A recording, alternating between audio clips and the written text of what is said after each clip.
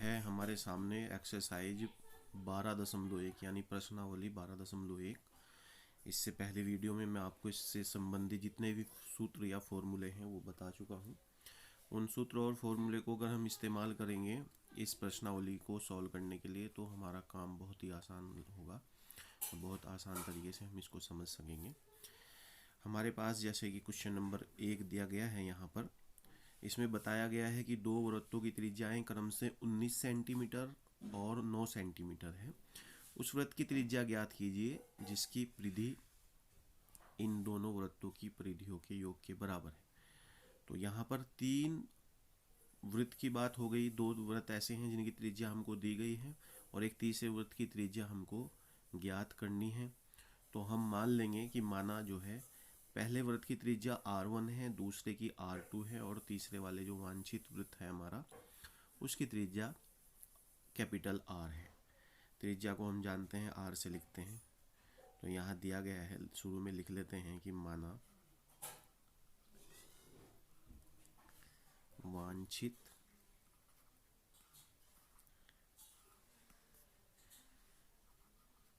वृत्त की त्रिज्या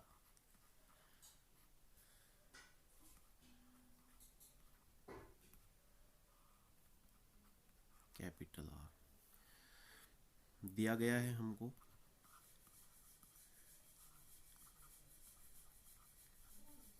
R1 19 सेंटीमीटर और R2 दूसरा वृत्त की जो त्रिज्या है वो 9 सेंटीमीटर। अब यहाँ पर परिधियों की बात की गई है कि जो परिधि है, जो वृत्त बनेगा वो उसकी जो परिधि है वो इन दोनों वृत्तों की परिधियों के योग के बराबर है। हम जानते हैं वृत्त की परिधि का जो सूत्र है, वृत्त की परिधि बराबर होता है 2 पाई R। तो प्रश्नानुसार अगर हम करेंगे, अब प्रश्न ने हमको क्या कहा है उसको फॉलो करेंगे। प्रश्न ने कहा है कि जो वृत्त है यानी बड़े वाला वृत्त जो बनेगा उसकी जो परिधि है 2 पाई R वो इन छोटे वृत्तों की परिधि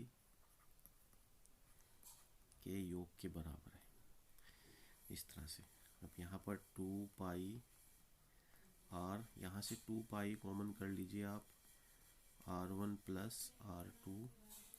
2 पाई से 2 पाई कैंसिल हो जाएगा और ये बचेगा R is equal to R1 plus R2।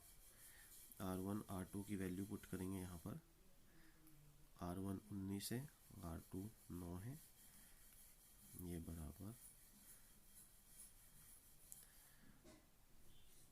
28 centimetre.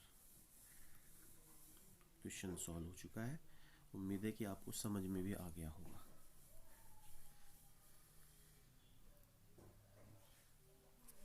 इसको नोट डाउन कर लीजिए। अब हमारे पास क्वेश्चन आ गया है, क्वेश्चन नंबर 2 है। इसमें दिया गया है दो वृत्तों की त्रिज्याएं क्रम से 8 सेंटीमीटर और 6 सेंटीमीटर। उस वृत्त की त्रिज्या ज्ञात कीजिए जिसका क्षेत्रफल इन दोनों वृत्तों के क्षेत्रफलों के योग के बराबर है। तो इसमें भी आप लोगों को दो वृत्त दिए गए हैं। R1 कितना है 8 सेंटीमीटर, R2 6 सेंटीमीटर। प्रश्नानुसार प्रश्न ने कहा है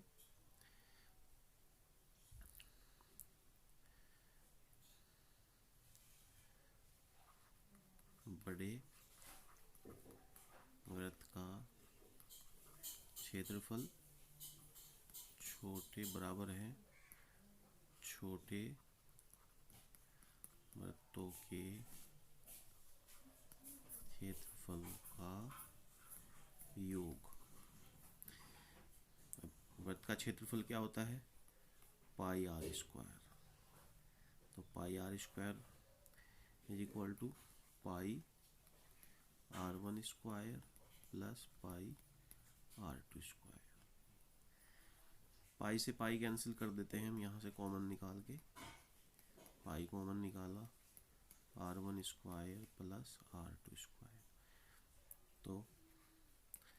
square is equal to R1 square plus R2 square. अब R square is equal to 8 का स्क्वायर प्लस 6 का स्क्वायर। 8 का स्क्वायर 64, 6 का 36, ऐड किया 100। उसके बाद R इज इक्वल टू